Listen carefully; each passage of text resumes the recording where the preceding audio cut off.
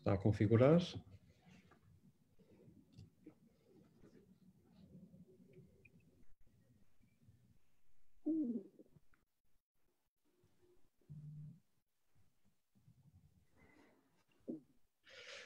Já estamos em direto. Antes de mais, boa noite. Bem-vindos à quarta sessão do ciclo de webinars Conversas sobre Saúde Mental, organizada pela Associação Portuguesa de Internos de Psiquiatria, com o apoio científico da Sociedade Portuguesa de Psiquiatria e Saúde Mental e o patrocínio da Bial. O tema da nossa sessão desta semana é Psiquiatria de Ligação e Covid-19 e tenho comigo três colegas psiquiatras ilustres, a quem eu agradeço desde já o convite que aceitaram da nossa parte. Vou passar a apresentar os nossos oradores. Em primeiro lugar, a doutora Susana Almeida, que é licenciada em Medicina e mestre em Oncobiologia e Medicina Molecular pela Faculdade de Medicina da Universidade do Porto, especialista em Psiquiatria pelo Royal College of Psychiatrists do Reino Unido e pela Ordem dos Médicos. Assistente hospitalar graduada no IPO Porto e no Hospital CUF Porto. Assistente convidada de Psiquiatria Prática Clínica e membro da equipa fundadora de mestrado e curso de pós-graduação em Competências Clínicas da Comunicação da FMUP. Presidente da Academia Portuguesa de Psico-Oncologia e membro dos órgãos sociais da Sociedade Portuguesa de Psiquiatria e Saúde Mental. Em segundo lugar, depois temos o professor Dr. Carlos Góis, que é psiquiatra no Centro Hospitalar de Lisboa Norte e coordenador da consulta do luto dessa instituição. Através desta consulta, o professor Dr. Carlos Góis tem dado apoio a pessoas com luto derivado ao SARS-CoV-2. Por último, o Dr. Gustavo Jesus é assistente hospitalar no Centro Hospitalar e Universitário de Lisboa Central, onde desempenha atividades de psiquiatria da ligação. É assistente convidado de psiquiatria da Faculdade de Medicina da Universidade de Lisboa, doutorando em neurociências na Faculdade de Medicina da Universidade de Lisboa, pós-graduado em psiquiatria de ligação e psicossomática pela Faculdade de Ciências Médicas da Universidade Nova de Lisboa e pós-graduado em medicina social pelo Instituto de Ciências de Saúde da Universidade Católica Portuguesa. Vou então agora dar a primeira palavra à doutora Susana Almeida, que nos vai falar sobre comunicação clínica e Covid-19. Muito obrigada. Obrigada, Rui, pela apresentação extensa e muito prazer tenho em estar aqui convosco e partilhar o painel com colegas que tanto aprecio. E para não te atrasar os objetivos desta sessão e particularmente para ver se tornamos isto útil e profícuo depois na discussão. O desafio que me foi colocado é particularmente difícil, porque falar em comunicação em contexto de Covid implica contextualizar o que é a comunicação clínica e nós acho que talvez na faculdade, no ensino pré-graduado e mesmo no ensino pós-graduado e profissional temos pouca formação em competências clínicas de comunicação. Talvez, como eu trabalho em psico-oncologia, a oncologia tinha sido um sítio privilegiado para desenvolver isto. Foi aqui que realmente muito disto começou, mas já foi estendido a muitas outras especialidades e nós por obrigação e por arte devemos ser provavelmente dentro das especialidades as que têm maior desenvoltura nas competências de comunicação. Se calhar eu começo por falar do meu mestre, que foi o professor Rui Mota Cardoso, que sempre se pautou pela base da comunicação enquanto uma alavanca da relação terapêutica e da aliança terapêutica. De facto, não é possível estabelecer nenhuma relação terapêutica, nem nenhum contacto terapêutico com o doente se não estivermos imbuídos e conscientes das nossas ferramentas ou skills comunicacionais. Porque a comunicação é um ato que pressupõe competências e muitos de nós que não teremos tanta formação ou tanto à vontade, temos mais obrigação ainda de praticá-las e de as desenvolver. Se calhar, levando-vos numa jornada rápida, eu começaria por salientar que nós estamos aqui com alguns novos desafios. Primeiro, porque estamos num contexto muito mediatizado, em que há banalização, se calhar, e alguma confusão no léxico que é utilizado pelas pessoas em geral. Porque nós vamos ter hoje em dia contactos com pessoas que não são os doentes mentais ou com patologia psiquiátrica clássicos, mas vamos ter alguns quadros intermédios e que nem sempre ainda são claros na sua apresentação psicopatológica. Portanto, é preciso também ter cuidado na comunicação da terminologia e sermos claros naquilo que estamos a falar, se estamos a usar de facto, termos o léxico comum, estamos a usar fenomenologia e termos de diagnóstico psiquiátrico. Particularmente a banalização dos termos de depressão e ansiedade, quando estamos a falar de estados emocionais transitórios e não de patologia, e muitos doentes chegam a nós e não estão de facto com doença psiquiátrica, e isso é importante clarificar, e não patologizar em excessivo, não medicalizar em excesso num contexto de sofrimento transitório. A medicalização do sofrimento é uma coisa que o professor Carlos Jorge certamente vai falar e que é perigosa e deve ser entendida de uma forma bem diferente. Portanto, finalmente, ao longo desta primeira abordagem, eu gostava de salientar que nós estamos perante doentes com patologias psiquiátricas que já não estão a aceder a cuidados médicos e científicos prestados por profissionais de saúde mental muitas vezes, e estão reféns nesta fase mediatizada e pela banalização excessiva da divulgação do acesso ao apoio psicológico e ao apoio até telepsicológico, se quiserem. Tornamos as pessoas muito propensas a aceder até a canais que não são prestados por profissionais de saúde. E é fácil aceder, particularmente em blogs e através das redes sociais, a grupos de apoio que não são controlados por profissionais, que oferecem panaceias a populações particularmente vulneráveis e assustadas, porque o que o Covid trouxe foi um estado de medo e de angústia, de dúvida e de vulnerabilidade que exacerbou muitas das nossas grandes fobias em relação à morte e ao bem-estar, e portanto os doentes deveriam ser protegidos. Posto isto, o que é que nós podemos fazer em termos de competências de comunicação neste contexto? Se nós já devíamos, por arte e por competências profissionais, preparar as consultas, e a preparação da nossa consulta pode ser uma consulta em contexto de internamento ou em contexto de consulta externa, deve ser preparada desde o seu contexto de privacidade e de zelo, de sigilo e de segurança de silêncio, por exemplo. Nós estamos agora com uma dificuldade acrescida, porque estamos a partir de uma situação em que, por exemplo, por o ato de nos apresentarmos e do doente nos reconhecer, num segundo momento, está diminuído pelo aquilo que o doente consegue aceder a nós.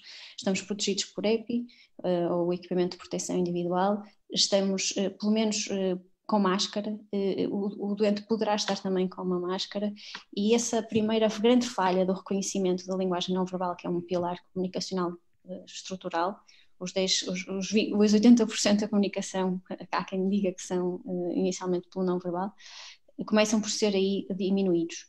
E depois nós temos também uma grande restrição, o doente não tem acompanhantes, portanto a informação colateral e até o cuidado e o apoio que o doente poderia receber está também amputado. Nós não temos forma de apoiar instrumentalmente ou cuidar instrumentalmente que o doente, a seguir a uma consulta que pode ser difícil, é acompanhado, por exemplo, a casa, ou que tem suporte para receber informação delicada. E já isto liga muito bem, por exemplo, com as situações de teleconsulta ou videoconsulta. Talvez não tínhamos pensado ainda como privilegiar ou defender os doentes, e também nós, se calhar, do sigilo e da confidencialidade necessárias numa interação em que não está validada por um espaço físico confinado. Muitas vezes, neste contexto telefónico ou de videochamada, nós não sabemos quem possa estar no mesmo espaço físico, se o doente está a ser exposto por partilha de alguém intrusivo naquilo que é um setting terapêutico, e estamos com dificuldade também em compreender muitas vezes, pela dificuldade das barreiras de ecrã, se estamos a ser realmente bem entendidos. Portanto, o reforço das competências básicas de comunicação, como a verificação, o acompanhamento das emoções, o parafrasear, o suporte das competências de comunicação empáticas têm que ser ainda mais reforçadas quando temos barreiras físicas ou barreiras de tecnologia, porque são também barreiras, facilitam, mas também são barreiras. Portanto, era importante lembrar que todas aquelas competências que nós já utilizávamos na comunicação sem Covid-19 têm que ser ainda mais explícitas e ainda mais reforçadas, e temos que estar conscientes delas em todos os momentos de interação, porque delas vamos depender para uma boa e eficaz consulta, se quisermos chamar-lhe consulta, ou pelo menos a primeira interação na construção de uma relação que se pretende terapêutica. Acho que abrindo o leque, começamos por aqui, temos depois muito para discutir de cada um destes tópicos, mas assim, sumariando, talvez fosse isto que eu gostava de deixar assim numa primeira apanha. Obrigado, doutora Susana. Vamos também dar espaço para que quem nos está a assistir também coloque as perguntas que considere mais relevantes para depois discutirmos no final. O jeito foi uma introdução que acho que nos deve levar a pensar sobre esta questão. Vamos agora então dar lugar à preleção do professor Dr. Carlos Góis, que nos vai falar sobre o luto em tempos de Covid-19. Então, boa noite. É um prazer estar aqui. É realmente sempre inovador estar nestas situações. Cada vez mais nós aprendemos coisas com isto. Algumas boas, outras más. Isto é um tema que foi-me pedido para eu falar sobre o luto neste âmbito do Covid-19, ou SARS-CoV-2. E realmente na consulta do luto, que foi a consulta que tem dado apoio a estes pedidos que vêm pela modalidade de ligação, portanto é quase sempre assim que eles chegam. Nós não temos tido muitos pedidos. É interessante pensar nesta questão, por exemplo, nem com os profissionais, nem com os doentes diretamente. Ou seja, há qualquer coisa aqui que deve estar a inibir ainda, ou estamos numa fase ainda inicial, porque é provável que nesta altura o medo seja aquilo que vai sobrepor-se em relação às respostas que as pessoas têm. Ainda não houve, digamos, o rescaldo. Isto é o que eu penso que possa estar a acontecer, porque não faz muito sentido haver poucos casos. Mas a realidade é essa, que há poucos casos. Só para dar ali um bocadinho, dar aqui talvez uma continuidade àquilo que a professora Susana estava a dizer. Eu não estava a pensar a falar da parte do patológico ou não patológico, mas já agora podemos começar por aí. Isto é uma coisa mais genérica, não tem muito a ver com a depressão, mas tem a ver com aquilo que nós todos devemos fazer, que é não psiquiatrizar aquilo que é normal. E temos que ter uma noção que não patologizar é qualquer coisa difícil quando do DSM-5, não sei se viram a cláusula que já excluía aqueles 2 meses a partir dos quais podia diagnosticar ou não depressão, deixou de existir. Portanto, neste momento, qualquer pessoa que tenha um luto com 15 dias, se tiver uma patologia depressiva do ponto de vista fenomenológico, um pouco naquela linha que a professora Susana estava a dizer, pode ser considerado um candidato a ser diagnosticado. E quando o diagnóstico é feito, a gente tem que tratar, certo? Porque se acontecer alguma coisa, depois pode cair-nos em cima a consequência do não tratamento. Portanto, isto gera algumas dificuldades e gera sobretudo um senso clínico e uma sensatez e até uma certa humildade perante estas circunstâncias que nós temos mesmo que realçar em termos daquilo que é a relação com estas pessoas. Depois, desde que saiu esse ID11 em 2018, que saiu que a perturbação do luto podia se chamar prolongado, e depois de umas grandes polémicas entre o complicado e o prolongado, foram 2 senhoras que andaram literalmente em tareia científica e em conflitos vários a este nível, que é a Catherine Shear e agora não está a ver, a Holly Prigerson, são as duas, e a Holly Prigerson ganhou esta batalha conseguindo publicar a sua versão do que é o luto complicado ou prolongado, e passou a chamar-se perturbação de luto prolongado. Esta perturbação de luto prolongado, nós temos que ter a ideia também que vale 12% dos lutos, ou seja, não é assim tão frequente naquilo que supostamente devia ser mais, nós temos do luto uma visão sempre um pouco negativa e, contudo, é relativamente baixa a percentagem de lutos que podem evoluir desta forma, 10, 12, enfim, é mais ou menos isto que anda nos estudos. E, portanto, a partir do momento em que nós temos a possibilidade de ter uma doença chamada luto prolongado, que realmente vai cair bem e cai bem nas doenças provocadas por stress, tanto na zona do trauma, digamos assim, ficamos com a possibilidade de estudar isto. E depois o problema disto é que quando se estuda um bocado a intervenção, nós sabemos de luto normal, quando todos os estudos que têm feito intervenção de luto normal tentando agilizar aquilo que seria uma experiência não muito simpática para todos nós, e vem um bocadinho dentro deste mainstream de que o que interessa é não estar doente, o que interessa é não estar deprimido, o que interessa é estar sempre muito satisfeito e virado para a vida. Realmente o Covid deu cabo desta nossa estrutura toda mental, não é? Mas pronto, isto acontecia e de facto estes estudos que estudaram o luto normal, alguns até foram iatrogénicos, portanto significa que interferirmos naquilo que é algo completamente subjetivo e não existir um luto, mas existirem vários lutos, ou seja, cada pessoa tem o seu próprio luto. E eu já vi coisas tão estranhas como uma senhora que tinha morrido o marido e eu tentei perceber, ela foi ter uma consulta minha e depois disse-me, então, mas E eu disse, sim, mas o seu marido morreu? E assim, não, o meu marido vive comigo, mas vive consigo como? Pensei, bom, então eu vou ter que internar porque isto é uma psicose, não é? E vive comigo, e ela disse-me que vivia, mas vivia como? Então ele come à mesa comigo, eu sempre ponho as coisas todas para ele, depois ele está ali comigo, dorme na minha cama, tenho 2 almofadas.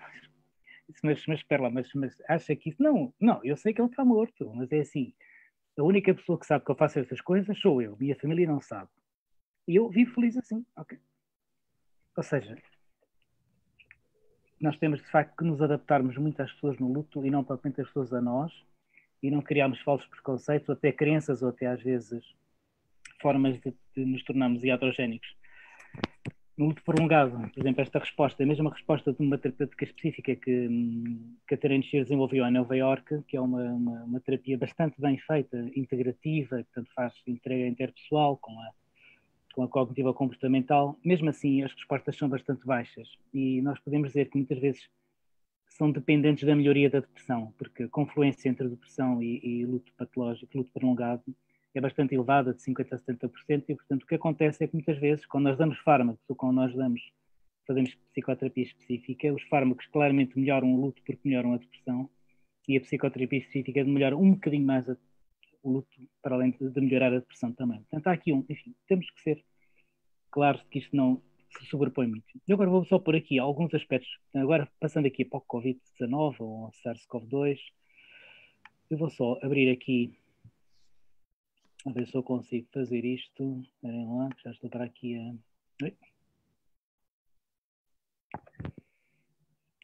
Só um bocadinho. Que eu tenho que diminuir esta coisa para conseguir entrar nisto. Esperem só um bocadinho. Já vai dar agora, já vai ser mais fácil.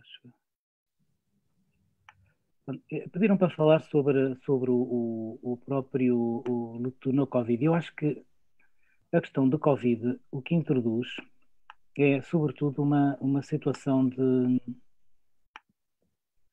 Vou só pôr isto aqui em tela cheia. Isto é difícil ir buscar isto. Espera aí, já percebi. Tenho que fazer ao contrário primeiro. Tenho que abrir a tela e depois é que faço isto. Vou compartilhar a tela, sim senhora. Agora sim.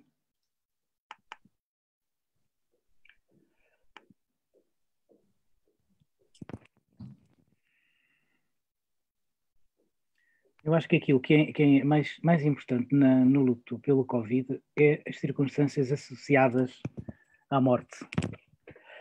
Porque o que vai acontecer é isto, é que, ao contrário dos lutos habituais, nós vamos ter, muitas vezes, portanto, situações de impotência e culpa. Eu estou por aqui só algumas, porque a pessoa, por exemplo, o facto de ir ser tratada num local onde nós sabemos que corresponde, e toda a gente sabe que a passagem dos cuidados intensivos ou ainda para cuidados ainda mais, tanto os cuidados habituais para cuidados intensivos, significa que a pessoa pode morrer, e muitas vezes quando alguém sai de uma casa para se tratar de uma doença destas, a família sente isto como se estivesse a deixar a pessoa ir para qualquer coisa que pode ser francamente grave. Portanto, há aqui algo que atrasa às vezes a possibilidade da pessoa começar a tratar-se mais depressa, e só se trata mais depressa por facto a parte da respiratória da dispneia que está associada a levar a que isto aconteça. Depois é esta falta de apoio, as pessoas estão isoladas e nós continuamos a ter bastante este funcionamento, há exceções, há sítios onde isto já está mais acautelado e acaba por funcionar havendo alguma despedida, portanto, havendo possibilidades da pessoa com todos os elementos possíveis conseguir estar perto da pessoa que possa estar a morrer. Desta falta de apoio vai-se refletir, porque assim, o luto prolongado tem vários fatores de risco e um deles é este, é precisamente a possibilidade da pessoa não conseguir despedir-se da pessoa. A informação muitas vezes é muito insuficiente. As pessoas precisam, quando alguém morre nestas circunstâncias, tempo isto acontece nas mortes súbitas, que também são fatores de risco para o luto prolongado, a pessoa precisa de saber com um detalhe enorme o que é que se passou naquele momento. Precisa de saber tudo. E como é evidente, não é possível saber tudo, nem os médicos conseguem transmitir informações destas, porque o que eles vão dar é uma informação muito mais genérica, muito mais clínica, muito mais... Portanto, não vão dizer se a pessoa estava a pensar ou se falou naquela pessoa. Portanto, houve algo que impediu que houvesse esta ligação, mesmo até à morte, porque só isto é que muitas vezes leva a que as pessoas consigam sentir-se desresponsabilizadas por não estarem ao pé da pessoa. Portanto, quando nós dizemos, por exemplo, isto é comum, em circunstâncias que não têm a ver com o Covid-19, mas quando alguém morre e um pai ou uma mãe tenta perceber, por exemplo, se podia estar ao pé do filho quando o filho foi atropelado ou quando teve um acidente, o que é mais fundamental é tentar perceber se naquele momento ele estaria vivo ou não, ou ela, e isso seria importante ter estado ao pé dele, ou seja, cuidá-lo mesmo até ao último segundo. Isto é impossível ser feito nestas circunstâncias do Covid-19.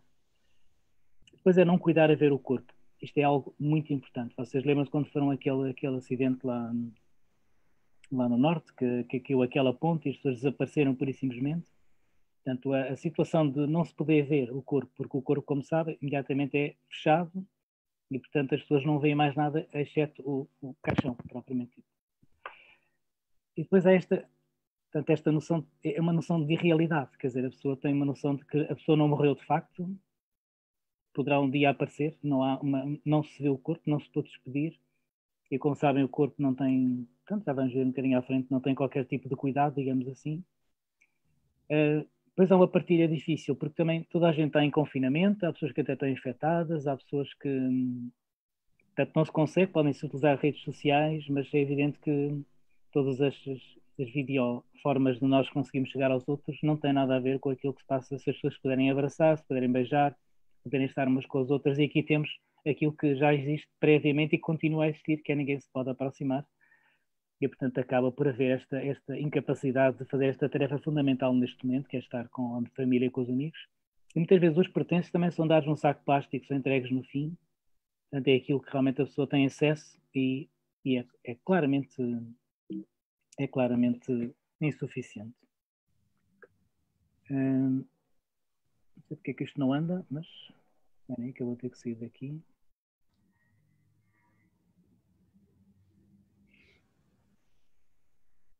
Não consigo sair. Isto deve ser assim. Ok.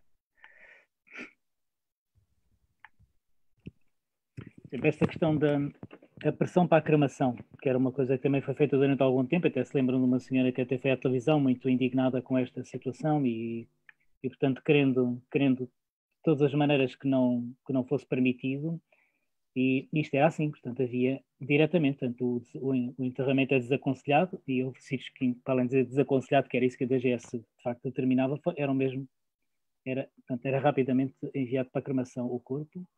Não havia embalsamamento, portanto, não havia nenhum tipo de cuidado com isso, e no enterramento lembram-se da proibição de abertura de caixão, a ausência de cortejo fúnebre, a limitação do velório ao dia do funeral e, portanto, haver uma restrição de pessoas, e não havia também rituais que são fundamentais para as pessoas poderem despedir. Pronto, isto introduz no luto pelo SARS-CoV-2 algo que é completamente diferente daquilo que se passa nas mortes habituais. Não é? E pronto, e o que é que acontece?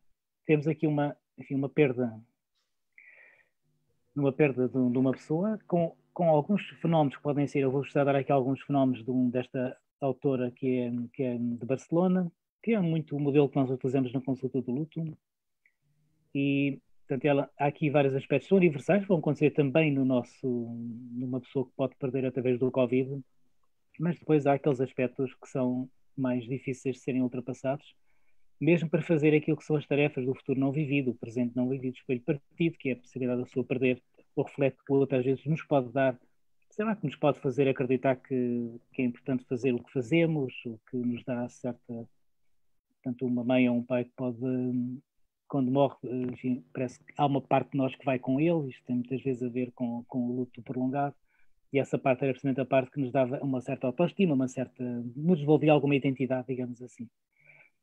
Muitas vezes esta reparação que se podia fazer, às vezes faz à beira da morte, enfim, de coisas que estavam assuntos pendentes, não é feita. Não é? As relações ambivalentes, depois muito mais ainda, se tornam patológicas, mesmo interiorizadas, porque de facto não é possível resolver assuntos que ficaram, sei lá, pedir perdão, por exemplo, que é uma coisa importante em certos momentos, tudo isto fica completamente impedido numa relação, numa morte por estas. Há vários sintomas somáticos, emocionais, cognitivos, comportamentais, enfim, que podem surgir. Eu vou só dar-vos aqui algumas ideias num luto nós temos uma fase inicial, uma fase a seguir e depois algum evitamento e depois por fim começamos a conectar. Isto não é assim como vos digo, isto é uma simplificação daquilo que acontece, mas interessa nós termos a ideia de que depois vão surgir não só sintomas ou formas de expressão do luto que têm a ver com a fase inicial, como depois vamos ter aquelas que têm a ver com a negação, que são fases a seguir, o evitamento ou conexão, e posso-vos dar algumas. Portanto, na dissociação, muitas vezes nós temos que utilizar, portanto, quando há situações de emergência, às vezes temos situações de emergência. Eu lembro de um senhor que tinha chegado, veio para cá, um senhor estrangeiro, e que tinha estado, foi apanhado aqui literalmente por uma infecção e depois esteve de facto bastante mal. E ele queria contactar com a filha porque achava que ia morrer. Portanto, houve aqui alguma necessidade, pode haver nestas alturas, de introdução de primeiros socorros psicológicos. Vocês têm este texto da ARS Lisboa Vale do Tejo 2020, que a doutora Teresa Maia fez e que está bastante bom. Isto tem vários sítios.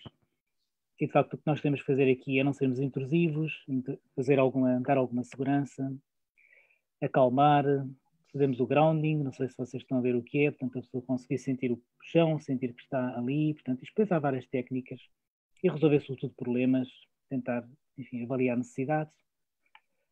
Na negação o que nós temos é que normalizar, a negação e evitamento são aquelas pessoas que deixam de ir ao cemitério, que dizem que não vale a pena pensar nisto, mais tarde depois logo se vê, ou que dizem que o que temos é que ser fortes e procurar não pensar muito nesta situação. Okay. Nós temos que normalizar aquilo que são as emoções negativas que podem surgir nesta altura, temos que validá-las, temos que resolver problemas que também acontecem nesta fase. E depois, quando nós tentamos que a pessoa conecte com a pessoa que morreu, portanto, quando começa a haver esta possibilidade de a pessoa conectar e sair um pouco da zona da morte, temos sobretudo que indagar, temos que ter sobretudo empatia. Indagar é perguntar como é que se sentiu. Portanto, são formas de, se quiserem, uma psicoterapia muito, muito elementar. Nós não estamos aqui a tratar psicoterapeuticamente de ninguém, estamos a tentar que a pessoa consiga expressar, sentir-se acompanhada. Portanto, esta atitude de interesse, empatia, estratégias expressivas podemos usar. Isto é algo, por exemplo, o exemplo mais comum é a carta que a pessoa pode fazer, não é? E a carta é uma carta que pode ser despedida, pode ser, enfim, pode expressar alguns aspectos que ficaram por dizer, e aqui eu julgo que nestas circunstâncias do Covid-19 devem ser bastante utilizadas, tanto fotografias e buscar algo que tenha a ver ou mesmo formas mesmo mais artísticas que a pessoa possa utilizar, portanto, sem ser através das palavras. E pronto, e depois há aqui também alguns aspectos de ordem dos psicólogos. Nós depois vamos falar disto mais à frente. E pronto, vou ficar por aqui. Mas damos aqui um bocado de panorama, de características bastante diferentes e algumas estratégias que podem servir. Obrigado, professor. Acho que vamos ter aqui muito material para discutirmos mais à frente. E agora, então, dar a palavra ao Dr. Gustavo Jesus, que nos vai falar sobre a abordagem ao doente com Covid-19 em psiquiatria de ligação. Muito obrigado. Se calhar pedia só ao professor Carlos Góes que tirasse os slides dele para eu poder pôr os meus. É isso? Ok, desculpa lá. Não tem nada de desculpa. Agora como é que eu vou tirar isto? Deve ser assim. É no próprio Zoom, em baixo diz parar compartilhamento, ou então, ok. Ok. Muito bem. Okay. Bom, então, muito boa noite a todos, que ainda não pude falar. Eu não pude, porque não tinha chegado a minha vez. Queria agradecer, antes de mais nada, o convite para estar aqui presente neste webinário, que eu acho que tem toda a pertinência. Aliás, acho que a psiquiatria de ligação, que é por vezes uma sub-área da psiquiatria, que às vezes é um bocadinho desvalorizada, eu acho que, e não sou só eu que acho, há muitas publicações nesse sentido, teve agora um crescimento do ponto de vista da sua visibilidade e da importância que lhe é reconhecida, até porque em muitos serviços, não é o caso do sítio do trabalho, mas aconteceu que doentes psiquiátricos que estivessem Covid positivos tinham que ser mobilizados para serviços não de psiquiatria e passar a ser observados pelos colegas da psiquiatria de ligação. Bom, mas, portanto, agradeço obviamente o convite, agradeço também aos colegas de mesa, se é que podemos chamar a isto de mesa, porque estamos, digamos, aos colegas de ecrã, para utilizar um termo mais apropriado, agradeço aos colegas de ecrã as participações anteriores, até porque, obviamente, aquilo que eu vou dizer também se integra com aquilo que já foi falado, ainda que o que tenha sido solicitado tenham sido aspectos mais específicos e mais técnico-biológicos, é que podemos dizer assim, da psiquiatria de ligação na ligação à Covid-19. Porque eu vou-vos falar, sobretudo, e vou partilhar agora o meu ecrã,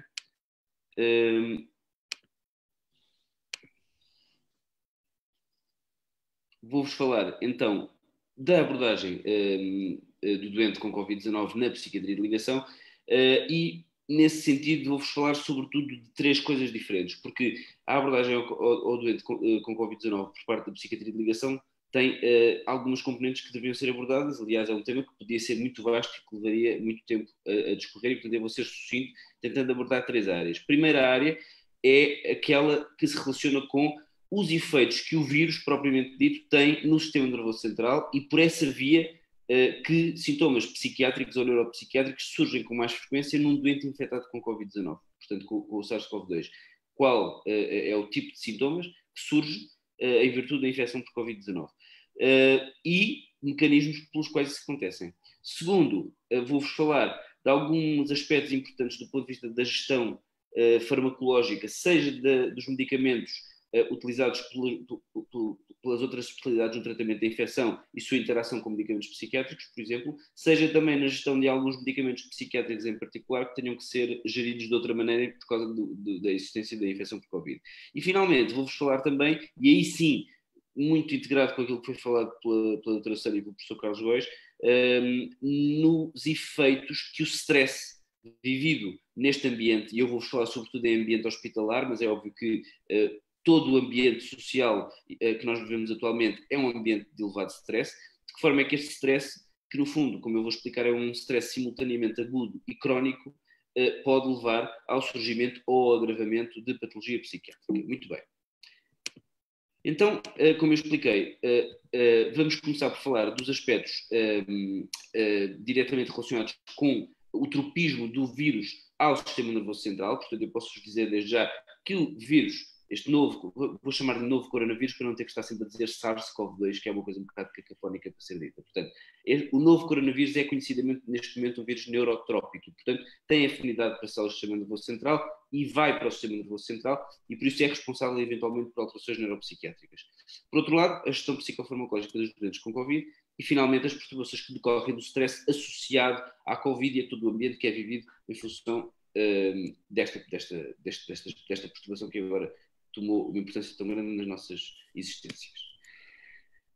E para digamos, para introduzir este tema das manifestações neuropsiquiátricas, eu queria só fazer aqui uma breve revisão sobre as manifestações clínicas de Covid. Claro que não vou fazer uma revisão muito extensa, até porque isto é um webinário de psiquiatria, mas queria-vos só chamar a atenção para 2 ou 3 coisas, que são as seguintes. Portanto, como todos nós ouvimos, e temos ouvido frequentemente ao longo destes últimos meses, os sintomas paradigmáticos da doença, da infecção por Covid, são a febre, a tosse e a dificuldade respiratória. Na realidade, embora estes sintomas sejam altamente frequentes, não são necessariamente os mais frequentes. Esta revisão que eu destaquei aqui, que é uma revisão de casos com um N superior a 55 mil, portanto vejam bem o grau desta evidência, mostra-nos que de facto a febre e a tosse são os sintomas mais frequentes, mas que antes mesmo da dificuldade respiratória, reparem que muito mais frequentemente do que a dificuldade respiratória, existe, por exemplo, a fadiga, que atingirá cerca de 40% dos doentes. E depois outros sintomas que são muito frequentemente associados ao sistema respiratório, como seria de esperar, uma vez que, de facto, o principal tropismo do vírus é o sistema respiratório, mas que incluem a inflamação orofaríngea, a congestão nasal e outros sintomas do tipo. Mas depois verificamos que existe também muito frequentemente a fadiga, as cefaleias, que é um sintoma que tem vindo a chamar a nossa atenção, nesta revisão de quase 14% dos doentes, e depois um grupo grande de sintomas que, no fundo, é abrangente do ponto de vista dos sistemas de órgãos que estão a ser afetados, como vemos aqui, as mialgias, atalsias, náuseas e vômitos, diarreias, hemoptises ou hiperemia conjuntival, que são também relativamente frequentes. E é importante reconhecer, portanto, que o vírus é um vírus que é muito disseminado do ponto de vista sistémico e atinge muitos órgãos-alvo. Como nós vamos ver a seguir, a sua disseminação e a sua atividade nas células humanas depende da sua ligação a um receptor que é o receptor do Zika, que por coincidência ou não, está relacionada com os antihipertensores, com os IECA, razão pela qual no início desta pandemia estava toda a gente em pânico com a ideia de que tínhamos todos que parar os IECAs aos nossos doentes, mas depois veio-se a verificar que não era assim. E, de facto, as células do sistema respiratório, por um lado, e também as células do sistema digestivo, por outro, são ricas nestes receptores, e é por isso que sintomas respiratórios e sintomas gastrointestinais são frequentes. No entanto, a fadiga, por exemplo, e as cefaleias, que são, na realidade, sintomas frequentes de quadros infecciosos, de uma maneira geral, são-no porque o vírus também tem uma afecção cerebral. É claro que nós podemos sempre considerar, como temos de facto considerar, que qualquer quadro infeccioso vai ter um impacto cerebral, mesmo que a infecção não seja cerebral, que não atinja o sistema nervoso central, porque a barreira hematocefálica não é completamente estanque e, portanto, vai haver passagem de mensageiros inflamatórios, sejam celulares, sejam citoquinas pró-inflamatórias para o cérebro. E isso é a causa, ou uma das causas, para que existam estes sintomas sistémicos globais, como a fadiga, por exemplo, ou como a diminuição da energia, ou a apatia, enfim. Mas, como eu vou mostrar a seguir, há vários níveis de evidência que nos mostram que, de facto, aqui há uma contribuição do vírus diretamente pela infecção do sistema nervoso central. E como vocês veem aqui noutros dados que eu vos apresento, de facto, há em alguns estudos sintomas como a fadiga são até muito mais prevalentes e chegam a ser a acontecer em 3/3 dos doentes infectados com Covid. E as cefaleias, que neste estudo apresentava-se numa taxa de cerca de 12%, podem chegar até aos 34%. Noutros estudos, outros sintomas relacionados com o sistema nervoso central também foram apurados, nomeadamente as tonturas, em quase 10% dos doentes, e sintomas de confusão mental, portanto, quadros clínicos compatíveis com síndrome confusional agudo, em quase 10% dos doentes também. E mais recentemente, uma revisão já de alguns desses estudos que eu estive a apresentar, conclui que cerca de 34% dos doentes com Covid-19 têm manifestações neuropsiquiátricas, sendo que a maioria delas são ou eventos cerebrovasculares, e isso acontece também porque há uma afinidade muito grande para o endotélio, e por isso os eventos vasculares são frequentes, e para o síndrome confusional agudo. Portanto, e agora avanço com a minha experiência pessoal aqui no hospital onde trabalho, de facto, a maior parte dos quadros para os quais tenho sido chamado são síndromes confusionais em doentes com Covid-19. É claro que é válido tudo aquilo que nós já sabemos sobre o síndrome confusional agudo e, portanto, baixa reserva cognitiva, outros tipos de suscetibilidades vão aumentar para lá de desenvolver uma confusão mental, e o Covid-19, ou neste caso o SARS-CoV-2, é mais um fator, mas que é um fator importante pelo facto de ser neurotrópico. E depois, como isto já parecia bastante evidente, foram estudados alguns casos em que a clínica era particularmente suspeita de haver um envolvimento do sistema nervoso central. E há vários relatos de casos em que há a confirmação da presença do SARS-CoV-2 em amostras de LCR, por sequenciação de RNA, muito frequentemente associados à hipertensão intracraniana, o que está relacionado muito frequentemente com as cefaleias. Portanto, o quadro de cefaleia permanente pode fazer prever um envolvimento maior do sistema nervoso central. E, feliz e infelizmente, já vou explicar porquê, uns com clínica de encefalite e outros sem clínica de encefalite. Eu quero dizer com isto o seguinte: a clínica de encefalite torna muito evidente que é necessário fazer investigação para a invasão do sistema nervoso central por parte do vírus. Mas o que interessa aqui realçar sobretudo é que por vezes existe, ou na maior parte dos casos provavelmente existirá, uma afecção parcial do sistema nervoso central por parte do vírus, mesmo sem haver uma clínica de encefalite. E, portanto, há sempre que ter em consideração que o cérebro pode e provavelmente está a ser afetado. Outra coisa que eu vos queria dizer, sem vos querer assustar, mas provavelmente vai assustar como me assustou a mim, é que em alguns dos relatos de caso em que foi detectado por sequenciação de RNA o Covid, ou mais precisamente o SARS-CoV-2 no LCR, ele foi negativo no eixo dado orofaríngeo. Portanto, a zaragatoa foi negativa e o LCR foi positivo, o que nos pode eventualmente alarmar. Bom, mas é importante perceber que, de facto, o vírus vai parar ao cérebro. E porquê? De facto, como eu expliquei, por mecanismos relacionados com o receptor da ECA, portanto, com a enzima convertedora de angiotensina, que é muito prevalente, existe muito frequentemente nas células pulmonares, como sabemos, e também no sistema nervoso central. E há vários mecanismos através dos quais o vírus chega ao cérebro e atua no cérebro. Por um lado, começamos pela barreira hematoencefálica. A barreira hematoencefálica, como nós sabemos, é uma barreira que tem um componente vascular importante e, portanto, rico em endotélio, e esse endotélio é rico em receptores ECA. Portanto, o que acontece é que o vírus, ao chegar à barreira hematoencefálica, fixa-se à barreira hematoencefálica e provoca inflamação na própria barreira. A inflamação da barreira hematoencefálica torna-a mais permeável. Portanto, a barreira, por si só, ficou disfuncional pela ação do vírus, e ao ficar disfuncional permite que passe mais coisas.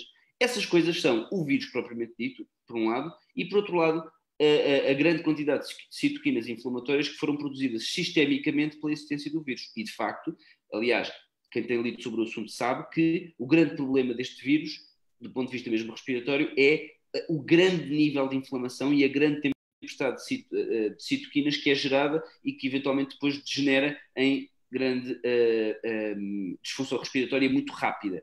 Portanto, e esta grande tempestade de citoquinas é transmitida ao cérebro. Uma vez que a barreira hematoencefálica está leakage, portanto que está disfuncional e está mais permeável, deixa passar essa inflamação e essa inflamação vai para o cérebro. Portanto, não só do ponto de vista do próprio vírus, como do ponto de vista da inflamação que era sistémica e que entrou no cérebro. Já agora, convém também reconhecer que os próprios neurónios têm receptores, embora menos, de ECA, e que já foi postulado que em alguns doentes a infecção cerebral se torna mais grave porque infecta os neurónios e a corrente sináptica é utilizada como corrente de infecção. E por isso é muito rápida a disseminar-se no sistema nervoso central. Ok, portanto, isto, no fundo, explica-nos que a inflamação chega ao cérebro. É normal que, quando um cérebro está inflamado, sobretudo de forma aguda, ocorra desequilíbrio da homeostase, muito frequentemente surgindo o síndrome confusional agudo, e daí que ele seja tão frequente.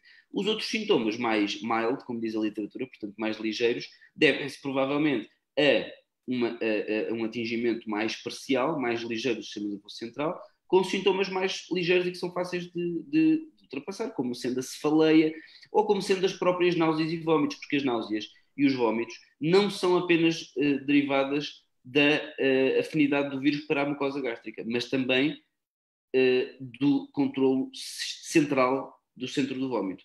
Já agora vou dizer uma outra coisa, que só para acrescentar, e porque eu não me quero alongar muito e ocupar mais tempo do que aquele que me estava destinado, mas há já quem teorize que os doentes que têm uma evolução prognóstica mais negativa, eventualmente evoluindo para insuficiência respiratória mais rápida e mais grave, provavelmente têm um envolvimento maior do sistema nervoso central e, portanto, a infecção do sistema do controle central respiratório, certo? Portanto, do centro respiratório, peço desculpa, é isto que eu queria dizer, essa inflamação e essa infecção vai disfuncionalizar mais o centro respiratório e por isso mais facilmente a pessoa entra em disfunção respiratória aguda grave. Bom, portanto, sintomas ligeiros relacionados com o sistema nervoso central e confusão mental, tudo isto como consequência da infecção e da inflamação resultante do Covid-19. Agora, passando para a minha segunda parte, temos que reconhecer que é importante, na nossa prática em psiquiatria de ligação, perceber quais são as interações farmacológicas e eventuais efeitos adversos dessas intervenções que possam interferir na nossa prática. E só para mencionar alguns exemplos, que são aqueles eventualmente mais frequentes, uma das ferramentas terapêuticas que é mais utilizada nestes doentes são os corticosteroides, pelos seus efeitos anti-inflamatórios. Como nós sabemos, todos nós sabemos, os que estamos aqui a ouvir, os corticosteroides têm um impacto conhecido do ponto de vista da sintomatologia psiquiátrica. Aliás, sabe-se que em regra os pulsos curtos e em dose elevada de corticoides podem levar à elevação do humor, com eventualmente até sintomas maniformes, e uma utilização mais crónica com sintomas depressivos. É verdade que nestes casos é sobretudo a utilização pulsátil de doses mais elevadas que é feita, e é por isso frequente que surjam perturbações do humor do ponto de vista maniforme, mas mais frequente que isso, irritabilidade. O interferão, que também é utilizado em alguns destes doentes, faz também perturbações do humor, mas mais do tipo depressivo. A hidroxicloroquina, que é tão falada nos dias que correm, particularmente pelo Presidente dos Estados Unidos da América, essa sumidade científica, que ele próprio está a tomá-la, como ele ontem reconheceu. A hidroxicloroquina não é tão inócua como ele disse, porque o que ele disse, não sei se vocês viram a conferência de imprensa, porque é sempre uma diversão ver as conferências de imprensa do Trump, ele disse que estava a tomar, porque tinha ouvido muito boas coisas sobre a hidroxicloroquina, muitas histórias boas que tinha ouvido, pessoas amigas que estavam a tomar, vários médicos que estavam a tomar, que é sempre um grau de evidência muito grande, e que uma coisa era certa, se não lhe fizesse bem, pelo menos mal não lhe fazia. Ora, aqui nada tão errado, porque de facto, como nós médicos sabemos, os efeitos adversos podem fazer mal de facto às pessoas, e efetivamente, mesmo do ponto de vista psiquiátrico, A hidroxicloroquina tem frequentemente sintomatologia ansiosa associada. Irritabilidade também é um sintoma muito frequentemente associado à utilização de hidroxicloroquina. Eu só não digo que o Trump está irritável pela hidroxicloroquina porque ele está sempre irritável. E, embora menos frequentemente, mas também é possível, sintomas psicóticos podem surgir da utilização de hidroxicloroquina. Por outro lado, ela também interfere do ponto de vista da metabolização, porque ela é competidora do citocromo P450 e por isso faz com que haja a elevação de alguns níveis de antipsicóticos. Isto é importante para doentes que são psiquiátricos previamente à infecção do Covid-19 e que por isso já fazem antipsicóticos, mas é também importante do ponto de vista da gestão da psiquiatria de ligação, se considerarmos que, como eu vos mostrei, um grande número de doentes desenvolve síndrome confusional e nós frequentemente utilizamos os antipsicóticos para o tratamento do síndrome confusional, sobretudo do hiperativo, e por isso, quando o doente está a ser tratado, por exemplo, com este tipo de fármacos, temos que ter em consideração que a nossa administração de antipsicótico também tem que ser gerida de outra maneira. O mesmo se passa com os antivíricos. Eu obviamente conheço pouco sobre estes antivíricos, isto foi sobretudo retirado da literatura, mas o atazanavir, o liponavir e o ritonavir, que são fármacos hoje em dia utilizados para o tratamento do Covid-19, aumentam a disponibilidade de antipsicóticos, como sendo a olanzapina e a quetiapina, que são tão utilizados em psiquiatria de ligação, da lurazidona, que eu gostava que já estivesse disponível em Portugal, mas não está, da ziprasidona, e também muito das benzodiazepinas, que são utilizadas. Eu aqui, as benzodiazepinas, talvez não tenham tanta importância do ponto de vista da psiquiatria geral, embora tenham, porque de facto, se os fármacos são utilizados, as benzodiazepinas vão ficar mais disponíveis, mas particularmente porque estes doentes, por vezes, têm que ser sedados, utilizando, por exemplo, midazolam, que é também uma benzodiazepina utilizada na sedação, e ela também fica mais disponível pela utilização destes fármacos. Agora, focando-nos sobretudo nos fármacos propriamente nos psicofármacos propriamente ditos. A clozapina é, como nós sabemos, um fármaco que de si já tem um papel, ou digo, que tem tem consequências nas contagens celulares, sobretudo nas contagens leucocitárias, e sabe-se que em doentes Covid-19 medicados com clozapina, as contagens leucocitárias podem descer ainda mais. Não só acontecer a linfopénia que está descrita no Covid-19, mas também das restantes células brancas, que pela utilização de clozapina já estão em suscetibilidade de baixar. Portanto, quando um doente tem Covid e é medicado com clozapina, a monitorização hematológica do doente tem que ser mais frequente, em intervalos mais próximos, e eventualmente pode ser necessária a redução da dose. Depois, e também aquilo que eu já disse no slide anterior, pela probabilidade da ocorrência de síndrome confusional, a gestão dos antipsicóticos tem também que ser considerada. E entrando na última parte da minha apresentação, não me querendo esticar muito, que é uma coisa que eu frequentemente faço, queria-vos falar da última parte, que é as perturbações psiquiátricas resultantes do stress. Essas perturbações, no fundo, e dizia ao professor Carlos Góes que neste momento ainda não estavam a aparecer muitos casos, eu por acaso até acho compreensível, porque ainda estamos numa fase muito aguda e a partir de agora sim, entrando no médio prazo, é que os fatores do stress vão fazer sentir-se. E de facto este gráfico que eu mostrei há pouco, que se focava sobretudo sobre os mecanismos do tropismo viral, também inclui no mesmo artigo os fatores relacionados com o stress. E de facto nós sabemos que o stress é vivido de forma muito intensa neste vírus. Eu vou apontar alguns mecanismos pelos quais isso acontece. E o stress, além de ser um mecanismo psicológico, é também um mecanismo fisiológico, porque o stress também leva a alterações neuroquímicas e a alterações inflamatórias, e isso contribui também para o surgimento de perturbação psiquiátrica. Eu aqui não vou falar muito, até porque o professor Carlos Góes já falou muito disto, mas de facto, em doentes internados particularmente, há alguns fatores que são muitas vezes mencionados pelos doentes e pelos seus familiares. Os longos períodos de isolamento. Portanto, o doente está frequentemente isolado por longas semanas, a impossibilidade de receber visitas, e reparem que esta impossibilidade de receber visitas coexiste com um medo e uma iminência da morte. Portanto, é uma possibilidade forte eu morrer e não me poder ver nunca mais os meus familiares e não poder despedir-me deles e eles despedirem-se de mim, e eu manifestar coisas que queira fazer. Aliás, como nós sabemos, muito antes do Covid aparecer, a experiência de quase morte é uma experiência muito modificadora e as pessoas normalmente querem fazer coisas, querem tratar de assuntos, querem dizer coisas que nunca disseram, querem se despedir de pessoas, querem pedir desculpa a pessoas, e nada disto é possível ou é muito dificultado no contexto da pandemia de Covid-19. E depois os poucos contactos que têm são contactos também muito desumanizados, porque os profissionais de saúde, num contexto de Covid-19, não parecem seres humanos, não é? Parecem alienígenas, ou eventualmente, se forem seres humanos, estão na Lua e vestidos como astronautas, porque os equipamentos de proteção pessoal são de facto muito descaracterizantes da pessoa e, como dizia a doutora Susana, muito dificultantes da comunicação. Portanto, aí, mais uma vez, para tentar contrariar a desumanização que este tipo de equipamentos impõe, seguir os conselhos da doutora Susana para aumentar a importância ou dar mais foco aos aspectos relacionados com a própria comunicação. Claro que, como eu disse, este stress é agudo e é crónico. É agudo porque acontece naquele momento que eu corro um risco de morte, e esse risco de morte iminente é um stress agudo, mas depois é muito prolongado no tempo e torna-se um stress crónico. E como nós sabemos, e eu não vou alongar muito mais, até porque já devo ter, eu não tenho nenhum dos relógios disponíveis, mas já devo ter estudo no meu tempo, como é costume, mas o stress, e particularmente, aliás, qualquer stress, seja agudo ou crónico, vai ter implicações na modulação do eixo hipotálamo hipofisário, do próprio sistema nervoso simpático e na produção de complexos moleculares, que é o inflamassoma, para quem quiser investigar, que faz com que o stress, seja agudo, seja crónico, também resulte em inflamação sistémica e essa inflamação também é transmitida ao cérebro e leva a alterações neuroquímicas que resultam nos quadros clínicos que depois nós observamos. Portanto, isto não contraria nada a psicologia, antes pelo contrário, até vai dar mais compreensibilidade aos mecanismos psicológicos relacionados com o stress e com as doenças que se desenvolvem em virtude do stress. Agora, e estes mecanismos incluem alteração de neurotransmissores, diminuições de serotonina, de dopamina, de noradrenalina, aumentos do glutamato, neurotoxicidade associada ao glutamato, enfim, uma série de mecanismos que eu agora não tenho tempo de explicar, mas poderá ficar, se assim entenderem, para a altura das perguntas.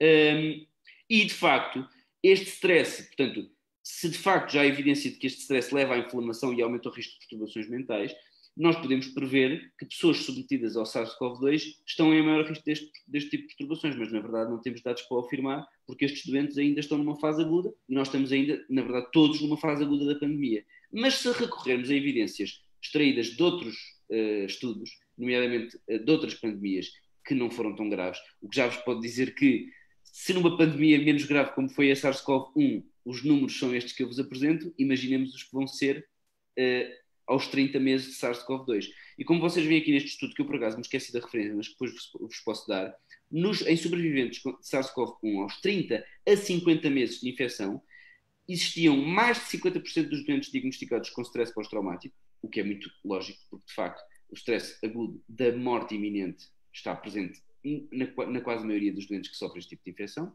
Cerca de 40% dos doentes foi diagnosticado com depressão aos 30 a 50 meses, mais de 30% foi diagnosticado com perturbação de pânico.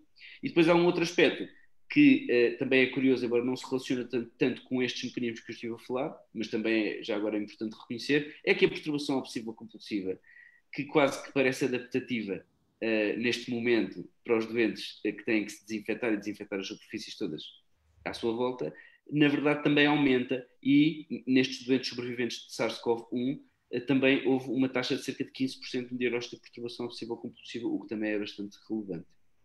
Por isso, como considerações finais, eu queria transmitir que uma grande percentagem de doentes com Covid tem manifestações neuropsiquiátricas na fase aguda, como falei, das cefaleias, a fadiga, mesmo as náuseas e os vômitos, eventualmente até quadros encefalíticos. O neurotropismo do vírus para o sistema nervoso central está subjacente a estas manifestações, não só porque diretamente afeta o cérebro, mas porque permite que a barreira hematoencefálica fique permeável à inflamação sistémica e essa inflamação invada o cérebro. O síndrome confusional é de facto o motivo mais frequente da chamada de psiquiatria de ligação nos doentes internados neste contexto e a gestão psicofarmacológica é influenciada pelo Covid e pelo seu tratamento. Finalmente, o Covid reveste-se de uma vivência de stress agudo e crónica muito elevada, sendo importante estar atento às perturbações de ajustamento numa fase inicial, que são aquelas que estamos a ver para já nos doentes que estão internados, e posteriormente às perturbações de stress pós-traumático, bem como à depressão e outras perturbações como as perturbações de ansiedade. E é tudo. Muito obrigado. Muito obrigado, Dr. Gustavo.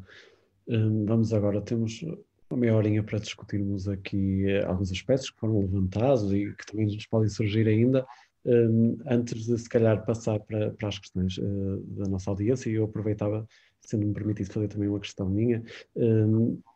A doutora Susana Almeida referiu e bem a questão da medicalização do sofrimento e depois o professor Carlos Góis, o risco das nossas intervenções serem até iatrogénicas mesmo na questão do luto. Se calhar perguntava ao professor Carlos Góis a sua opinião sobre a questão da utilização de protocolos para abordagem de todos os familiares que tiveram um falecimento de entes queridos, se não pode ter precisamente também um potencial iatrogénico, mesmo que depois não tenha um acompanhamento, mas a abordagem sistemática.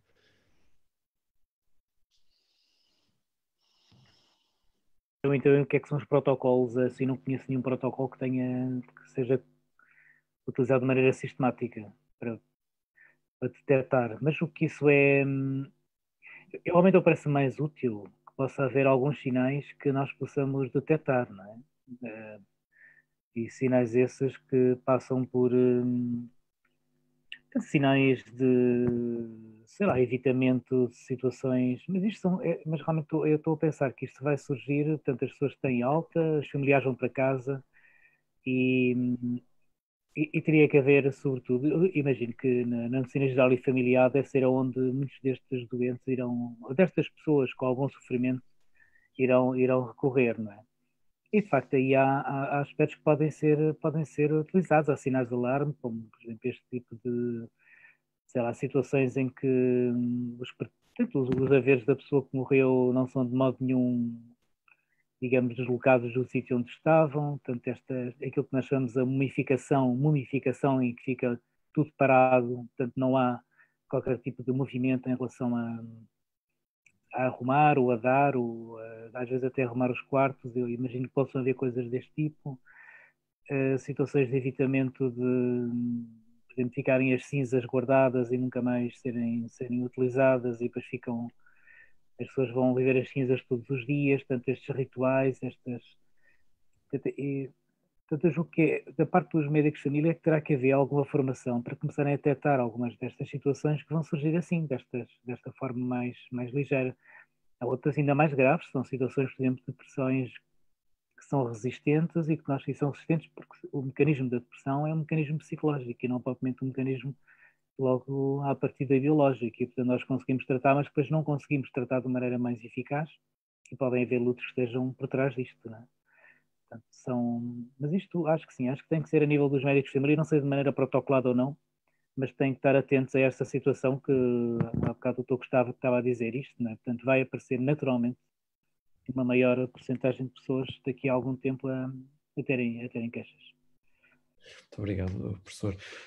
Tinha aqui uma questão para a doutora Susana Almeida, que foi colocada relativamente à comunicação de más notícias nesta fase de Covid, até a experiência, se calhar, no IPO mesmo, não é? Porque existem barreiras que são físicas que são necessárias e que também impedem a expressão afetiva e emocional. E de que forma é que a doutora Susana acha que pode ter implicações? Essa é uma excelente pergunta, mas cara, eu ia atrás um bocadinho, pegando naquilo que foi comentado agora. Porquê é que eu falei tanto na patologização ou na medicalização excessiva? Porque nós estamos a falar de uma porcentagem ínfima de doentes que estão em UCIs, não é? Portanto, o doente Covid-19 é habitualmente um doente em ambulatório que teve um período de isolamento, de quarentena, não é bem quarentena, é uma quarentena extrema, digamos assim, mas foi tratado em casa.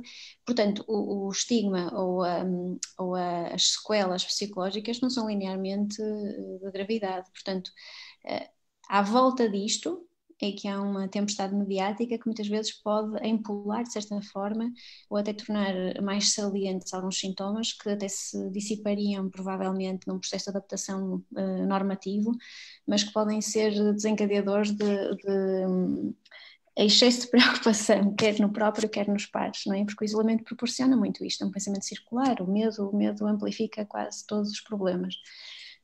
Se alguém tiver traço de ansiedade, provavelmente isso vai ficar ainda mais exacerbado. Pode ser um estado de ansiedade, mas ainda assim não tem que ser uma coisa necessariamente que passe por psiquiatria ou até por psicologia. Isto era um parênteses, não é? Porque os outros são todos diferentes, os doentes, e por isso eu até falei na telemedicina e na teleconsulta, porque estes doentes que estão a ser tratados em casa estão a ser monitorizados pelos seus médicos de família e pelos médicos de saúde pública telefonicamente.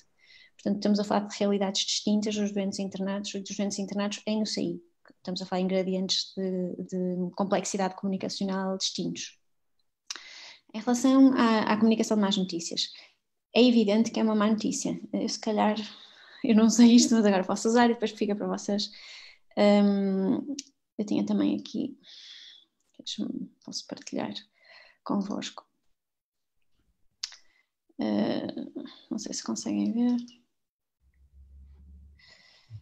Conseguem ver? Ok. Nós tínhamos falado nas dificuldades de acesso e certamente as dificuldades passam também pela desinformação que vem muito antes da suspeita diagnóstica. Portanto, nós antes de sabermos que estamos doentes ou que um familiar nosso está doente, fomos expostos a uma torrente de informação que nos predispõe para um estado quase de preâmbulo ou de antecâmara de uma perturbação da ansiedade ou ansiedade depressiva. Porquê? Porque recebemos imensa informação, muita dela desinformação, que chegou através de sites profissionais, mas também de googlagens aleatórias, de famílias, comentários, amigos e sobretudo de redes sociais que estão atoladas de desinformação. São criadas expectativas. Será que eu ainda vou desenvolver doença? Será que eu vou ter doença? E, portanto, quando o doente acaba por realmente sofrer e confirmar-se um diagnóstico de Covid-19, já existe uma antecâmara de sofrimento e de angústia. Portanto, o receber a má notícia acaba por ser um momento catalisador, se quiserem, de uma experiência emocional que ainda assim não é necessariamente uma convicção de quem avalia que aquele doente vai ter sofrimento psiquiátrico. Eu estou a falar, por exemplo, dos doentes do IPO. Nós já tivemos doentes que adoeceram, temos doentes com comorbilidade oncológica e que foram positivos para Covid, um deles meu doente, um doente com sarcoma, um doente jovem, e não é linear que isto tenha um efeito somativo, nem é linear que o doente interprete com a carga que nós estamos a antecipar a má notícia da infecção como uma derradeira e terrífica realidade que daí vai enfrentar para a frente, ou com medo de morte iminente. Não é assim, como sempre, não podemos antecipar nem tornar isto uma coisa estereotipada, não é?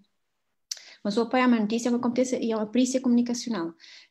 Aquilo que eu vos estava a dizer há pouco, da preparação do contexto, saber o que é que o doente já sabe, preparar a informação a partir daquilo que o doente já sabe, criar um ambiente o mais empático possível com as barreiras que já referimos, podem ser de grandes complexidades no caso dos equipamentos de proteção individual, se for um doente internado ou um doente em UCI, ou pode ser de facto, aí já foi dada a má notícia, mas pode ser uma notícia subsequente, de falência orgânica, de necessidade de passar por uma unidade mais intensa, de fazer substituição de órgãos, sei lá, há toda uma série de escalada de más notícias que podem acontecer numa situação destas, não é? Mas a gestão de emoções, e para isso o psiquiatra é muito importante e a psiquiatria da ligação é fundamental, a gestão de emoções deve ser feita pela equipa assistente, mas muito do nosso trabalho passa por acompanhar quer a equipa assistente, quer os doentes.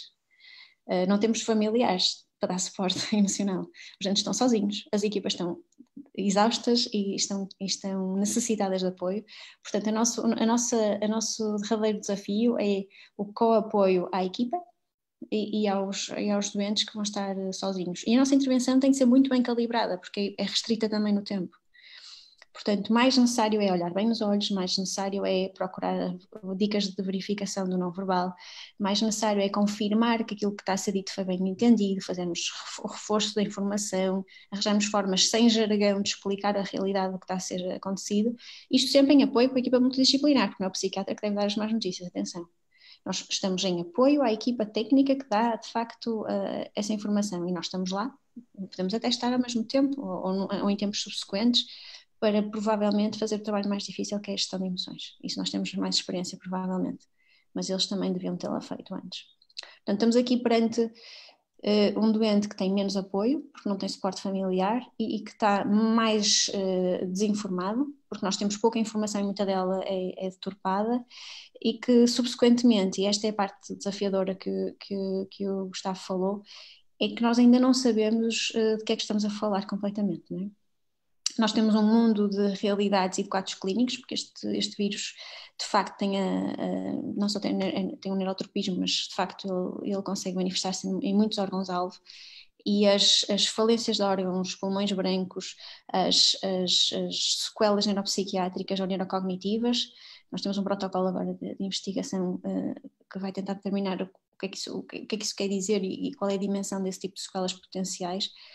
é uma realidade que vai aparecer e vai ser identificada provavelmente ao longo dos próximos anos, com muitas infecções víricas, com manifestações do sistema nervoso central. Portanto, a realidade é, a má notícia existe, a primeira é da infecção, vai haver muitas outras subsequentemente, nós temos que ajudar as equipas a dá-la e depois também ajudar a própria equipa, porque estas equipas estão exaustas, estas também estão traumatizadas, não só os doentes.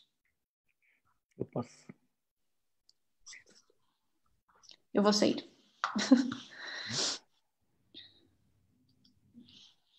Desculpe. Não, eu ia só, ainda um pouco na linha daquilo que há bocado foi perguntado, que era até que ponto é que nós podíamos fazer algum tipo de protocolo.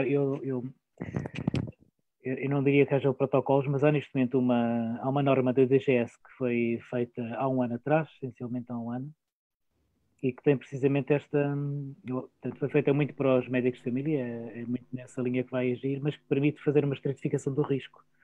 Eu posso só pôr aqui rapidamente,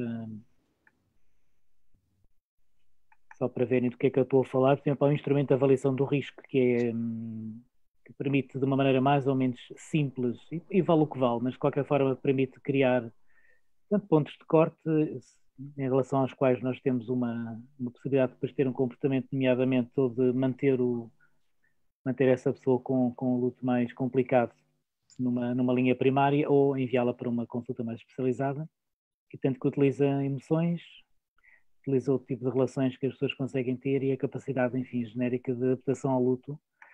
E se pensarmos a estratificação do risco, é isto. Portanto, nós podemos ter uma pontuação universal em que quase todas as pessoas que tiveram perdas vão estar tanto nesta zona verde, em que não há muito mais para fazer do que aquilo que é feito de uma maneira natural, uma seletiva em que já podemos fazer uma intervenção aqui enfim, dos técnicos da saúde, se quiserem. E depois temos o indicativo, que são os 10% que eu vos falei, em que realmente já começa a haver a probabilidade muito elevada de haver um luto prolongado, e nessa altura podemos enviar imediatamente para a consulta de luto, tanto consultas que neste momento existem 4 a nível do país, 5 se não me engano, agora já está mais uma, e que funcionam de uma forma mais especializada com pessoas já com formação nesta área. Então, só para dizer que realmente isto podia ser aplicado de maneira mais incisiva nas pessoas que pudessem perder pessoas com Covid, podia ser uma hipótese. Pronto, era só deixar isto só para saberem, se quiserem. Na DGS esta norma está lá e, portanto, podem ler isto depois com calma. Obrigado, e é algo que acho que devíamos todos ler, pelo menos para estarmos mais atentos a esta problemática. Agora, se calhar, falava um bocadinho com o Dr. Gustavo. Não é preciso. Só se houver perguntas, efetivamente. Sim, não, há questões. Há aqui algumas questões, por exemplo, relacionadas até com a organização dos serviços, sobre a questão dos serviços de psiquiatria de ligação, se no caso em particular o Dr. Gustavo trabalha, se houve necessidade de reorganização das equipas para haver alguns colegas que estivessem só adstritos a doentes Covid-19 e outros ao resto das patologias, ou se, pelo contrário... Não, no meu centro hospitalar há várias particularidades. Uma delas é que nós não temos serviço de psiquiatria propriamente dito, nós só temos psiquiatria de ligação. Porque o Centro Hospitalar Universitário de Lisboa Central inclui o Hospital de São José, o Hospital dos Capuchos, a Maternidade Alfredo da Costa, o Correio Cabral, a Estefânia e devo-me estar a esquecer de lá, e o Santa Marta. Portanto, nós não temos serviço de psiquiatria propriamente dito, nomeadamente internamento de psiquiatria e outras valências, que estão para a mesma área de residência no Hospital Júlio de Matos, ou agora conhecido como Centro Hospitalar Psiquiátrico de Lisboa, onde eu, aliás, fiz o meu internato. Portanto, e a urgência de psiquiatria do Centro Hospitalar Psiquiátrico de Lisboa é aqui, no nosso centro hospitalar. Portanto, isto é mais ou menos uma simbiose mal acabada entre um centro hospitalar e outro, porque depois é evidente que o facto de serem equipas diferentes causa algumas dificuldades, até mesmo na comunicação. Mas, isto para dizer que os doentes que são primariamente psiquiátricos, que nos chegam do ponto de vista da psiquiatria de ligação, são aqueles que, por algum motivo, necessitaram de vir do Júlio de Matos receber apoio médico numa enfermaria de medicina. Porque os restantes não vêm para o nosso cuidado. E Por outro lado, como o nosso centro hospitalar tem muitos hospitais, e como toda a gente deve ter ouvido nas notícias, porque era uma coisa que se falava muito frequentemente no início da pandemia, o Curro Cabral era o centro de referência de Lisboa para receber os Covid numa fase, assim se manteve. E depois, ao longo do período em que a pandemia evoluiu, o Curro foi preenchido do ponto de vista da sua capacidade, depois passou para São José, portanto existiu um cronograma que eu agora não sei de cor, até porque eu sou psiquiatra de ligação. E, portanto, isto quer dizer o quê? Estando eu pessoalmente adscrito ao Hospital de São José, eu vi alguns doentes Covid que depois, na sequência, acabariam por ser transferidos, na maior parte dos casos, numa fase inicial, porque iriam para o Curro Cabral, mesmo se passando, por exemplo, no Hospital dos Capuzes. E por isso não houve e a nossa equipa é pequena, portanto não houve uma reorganização da equipa desse ponto de vista. Nós estamos adstritos a hospitais diferentes do centro hospitalar e quando os doentes precisam de ser observados no nosso hospital, nós vamos lá, sendo eles Covid positivos ou não. Ainda que, por este princípio que eu acabei de dizer, os doentes concentraram-se em alguns dos hospitais, como sendo no Curro Cabral, porque era um centro de referência para Covid. Portanto, isto é a experiência do meu centro hospitalar. E o Dr. Gustavo falou-nos também sobre o neurotropismo, do pouco que se sabe, não é? Deste novo coronavírus. Na sua opinião, é de esperar, nós sabemos que existe alguma associação com patologia psiquiátrica major, nomeadamente psicoses esquizofrénicas, com algumas pandemias no passado. Sim. Acha que poderá voltar a haver assim, este tipo de associação no futuro? Isso é meramente uma opinião e uma hipótese, né? Porque não tem qualquer evidência que possa consubstanciar uma resposta a essa pergunta. Mas aquilo que falou relativamente ao aumento da probabilidade de ocorrência de esquizofrenia, certamente está a falar da infecção viral durante a gravidez, certo?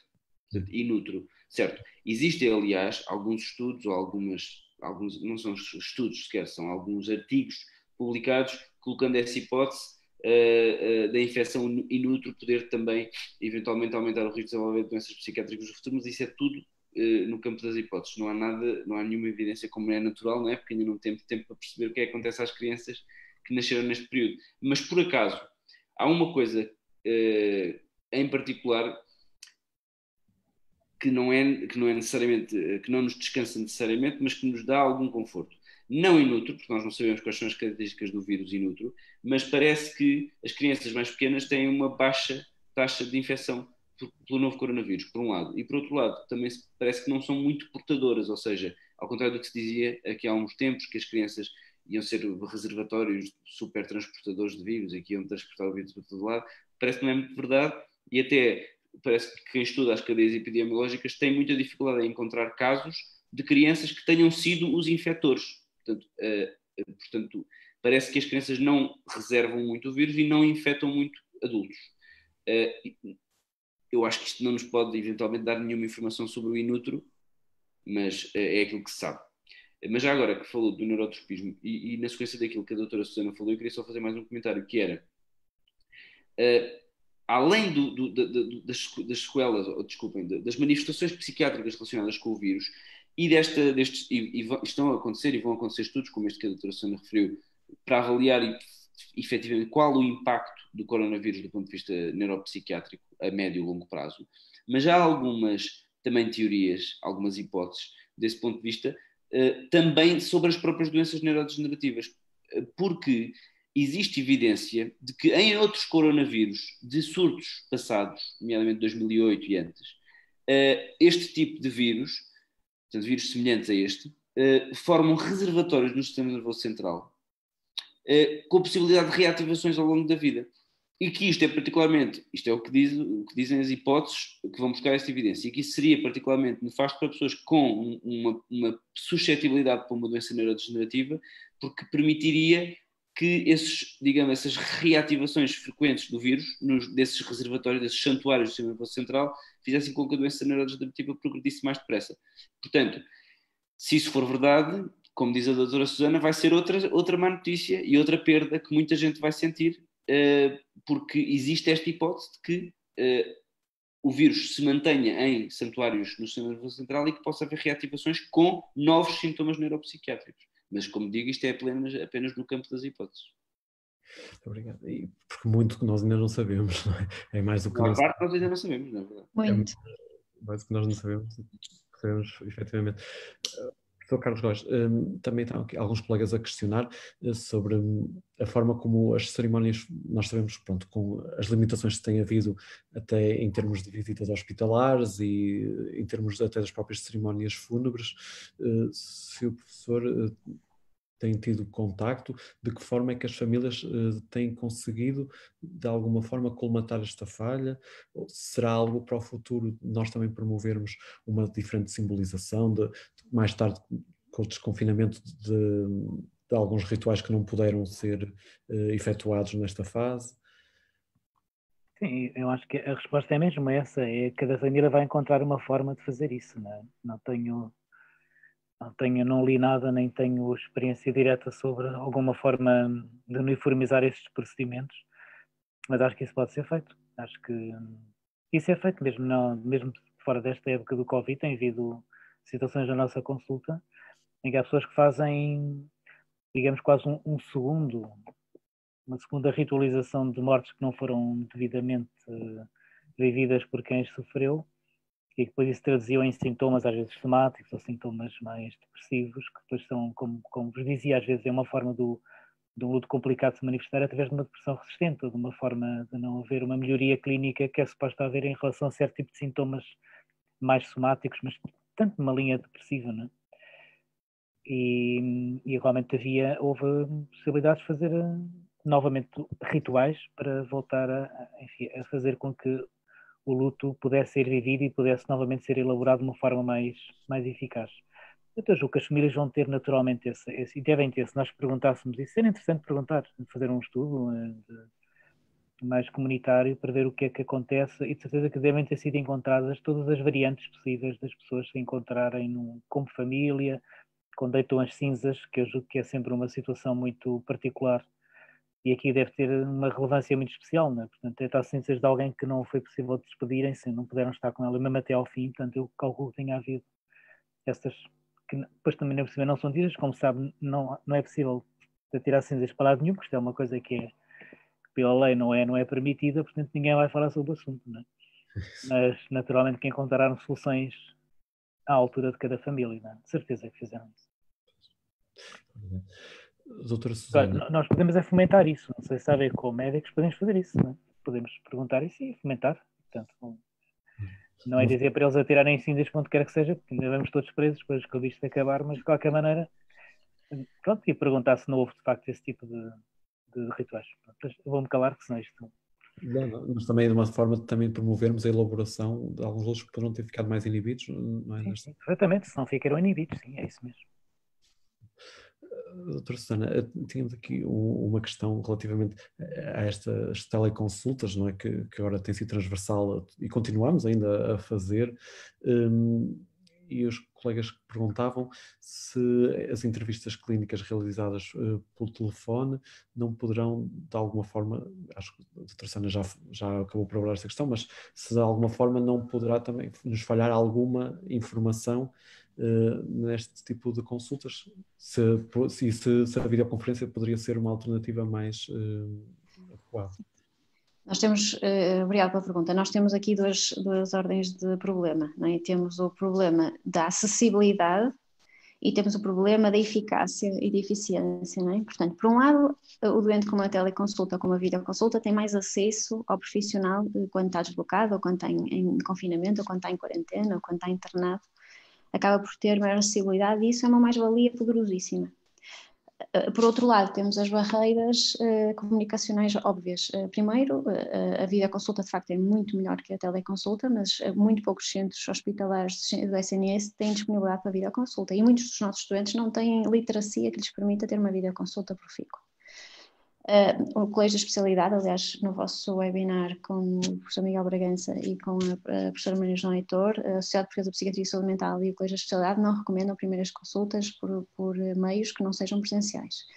A primeira consulta é o alicerce primário do estabelecimento de uma relação terapêutica, é o que nos permite depois fazer um seguimento, eventualmente por videochamada ou por telechamada, quando já sabemos a informação, quando reconhecemos o doente, quando percebemos o tom de voz, quando descodificamos a forma de comunicar melhor com ele. Portanto, perde-se imensa informação e não só, eu volto a falar porque isto é uma coisa que me preocupa, nós não sabemos se o estudante está sozinho, se está em condições de poder falar, se está em condições de privacidade, com quem é que nós estamos a falar de facto, não é teoria da conspiração que eu não sou nada paranoide, mas reparem, nós podemos estar a falar com o doente e o doente pode estar num local público e pode não estar em condições de nos dizer, pode estar com um cônjuge, pode haver, não se esqueçam que há a exacerbação de violência doméstica, a exacerbação de traços complexos e muitos casais em tensão e em sofrimento por este longo tempo de confinamento, muitos fortalecidos, fantástico, mas muitos em sofrimento. E, portanto, nós estamos aqui com realidades que se modificaram mesmo entre consultas. Ou seja, um doente que estava perfeitamente estabilizado, entretanto, pode ter ficado pior e não estar à vontade para nos dizer, porque está a partilhar a sala onde está a receber a chamada com o marido ou com o companheiro. Portanto, é evidente que depois toda esta informação que se conseguiu obter numa chamada telefónica tem que ser resolvida e clarificada numa consulta presencial. Os doentes não podem ficar mantidos em consultas telefónicas por um tempo prolongado, nem 2 ou 3 consecutivas sem depois serem vistos presencialmente. O ideal é serem vistos depois presencialmente. Eu acho que isso vai acabar por acontecer. Só aqui um parênteses rápido que eu vou ter de me despedir, com apreço por todos, porque tenho mesmo que sair, mas o luto dos profissionais também não pode ser esquecido. Todos estes profissionais de saúde que estiveram na linha da frente não tiveram sequer tempo para experienciar e processar as perdas dos muitos doentes que eventualmente perderam. Isto é brutal em termos de stress também para os profissionais de saúde. E são profissionais que podem não estar a adoecer agora, mas podem vir a adoecer mais tarde, por este stress mantido e permanente, porque a linha da frente passou muito pior que nós temos muito protegidos. E são pessoas, por experiência que nós já sabemos e está tudo muito bem documentado, têm muita dificuldade em pedir ajuda e têm muita dificuldade em aceitar que possam ter um problema psiquiátrico e até cumprir com o tratamento e aderir a um programa de tratamento. Portanto, eu acho que nós em psiquiatria de ligação temos que ficar com muita atenção também aos profissionais. Também despeço-me com um abraço para todos e foi um prazer estar aqui. Obrigada. Com licença. Também já estamos a chegar ao fim, perto das 11 horas, se calhar agora pedia assim uma palavra final ao Dr. Gustavo e depois ao professor Carlos Góes para finalizarmos. O Dr. Gustavo gostava de deixar assim uma mensagem para os internos nesta fase de Covid-19. Sim, primeiro uma das minhas áreas de preferência é a psiquiatria de ligação, portanto eu chamo a atenção, ou melhor, eu sempre chamei a atenção da importância da psiquiatria de ligação e das manifestações neuropsiquiátricas de doentes que primeiramente não psiquiátricos, e o Covid-19 só veio tornar essa realidade ainda mais evidente, não é? E os doentes de Covid-19 também têm manifestações neuropsiquiátricas, como muitos outros na realidade doentes médicos, e é importante saber quais os mecanismos fisiopatológicos por trás dessas manifestações para tentar melhorar o mais possível a nossa intervenção, por um lado. Por outro lado, como psiquiatra que não faz só psiquiatria de ligação, eu agora tenho que pegar nas palavras da doutora Susana para dizer de facto que os níveis de stress que estão a ser vividos por toda a gente, pelos doentes, pelos familiares dos doentes e pelos profissionais de saúde, vão aumentar muito a probabilidade de ocorrência de perturbações, nomeadamente relacionadas com o stress, seja stress pós-traumático ou outras, e relacionadas com o humor e com a ansiedade, nomeadamente quadros depressivos, quadros de perturbação de pânico e outros tipos de perturbações de ansiedade. Portanto, é preciso estar muito atento a partir de agora, mais até do que até agora. E o que é que eu quero dizer com isto? Tem sido uma grande preocupação de um grande número de pessoas, até em cargos de direção e de responsabilidade, a criação de linhas de apoio psicológico aos profissionais de saúde. Eu creio, como aliás a doutora Susana disse, que os profissionais de saúde muito dificilmente pedem ajuda neste momento.